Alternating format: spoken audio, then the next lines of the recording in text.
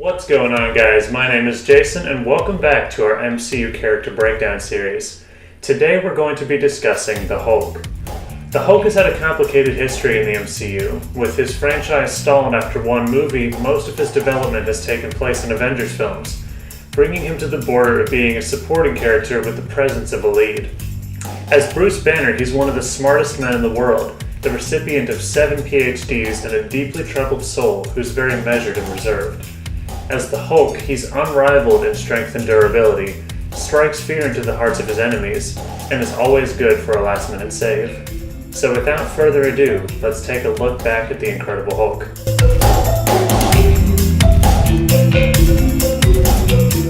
The Hulk's first MCU movie is probably the biggest outlier in the entire franchise.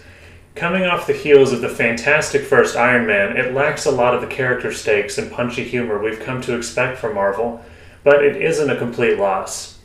Edward Norton is jittery and held back as Bruce Banner, always sporting an awareness of the monster inside of him, and is terrified of endangering other people.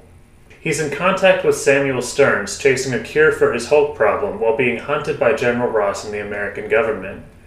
In the end, he's forced to fight Emil Blonsky, and after defeating him, flees to Canada and tries to gain control over the Hulk. When we next see Banner is in the Avengers, which is my favorite appearance of his. Natasha Romanoff is sent to retrieve him so that he can help Fury track down the Tesseract, and it's established that even though she's otherwise impossible to frighten, the Hulk is something that truly scares her, for which no one can really blame her. After he's brought aboard the helicarrier, he meets the other Avengers, and begins to work with Tony Stark to track the Tesseract's energy signature. Him and Tony are both brilliant minds, but Tony is reckless and overconfident, giving them great chemistry. When Tony and Cap discover S.H.I.E.L.D.'s Phase 2 weapons, Bruce recounts when he tried to take his own life to end the Hulk. When Hawkeye, under Loki's spell, attacks the helicarrier, Bruce transforms into an especially angry Hulk, attacking Natasha and battling Thor. It's established that Hulk and Thor are nearly equal in strength, with Hulk being unable to lift Thor's hammer, but edging him out with the savagery of his attacks. After falling to Earth, Bruce rendezvous with the other Avengers, and controls his transformation into Hulk to kill a Chitauri Leviathan with a single punch. After being instructed to smash, the Hulk leaps from building to building, single-handedly turning the tide of the battle.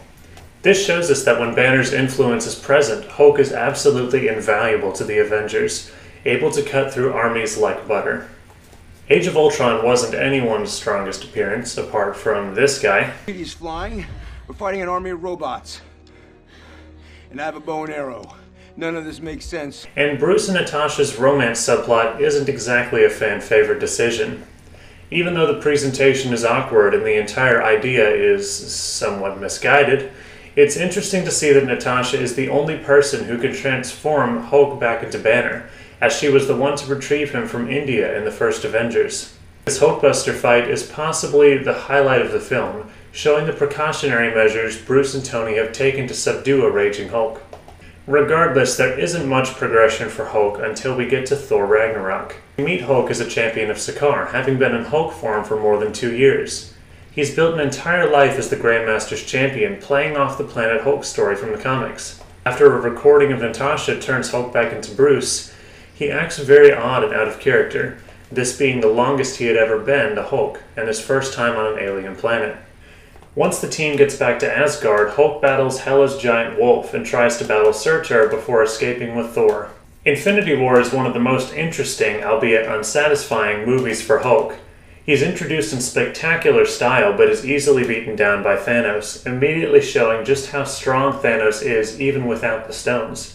Heimdall teleports Hulk to Earth, and he transforms back into Banner after crashing through the roof of the Sanctum Sanctorum. When the Black Order arrive, Bruce isn't able to turn back into Hulk, as it's implied that Hulk is unwilling to be beaten again, and wants to be left alone. During the Battle of Wakanda, Bruce dons the Hulkbuster Mark II, defeating Cull Obsidian of the Black Order entirely on his own. Even though we didn't see much of Hulk in Infinity War, it's obvious that the Russos have a plan for him, and it's a safe bet that his character arc that began in Ragnarok will have an epic conclusion in Endgame. Thank you guys so much for watching. Make sure that you leave a like and tell me what your favorite Hulk fight is down in the comments. Make sure you subscribe and hit that notification bell. Follow us on Twitter at Nerd Crew Podcast, and we will catch you guys in the next video.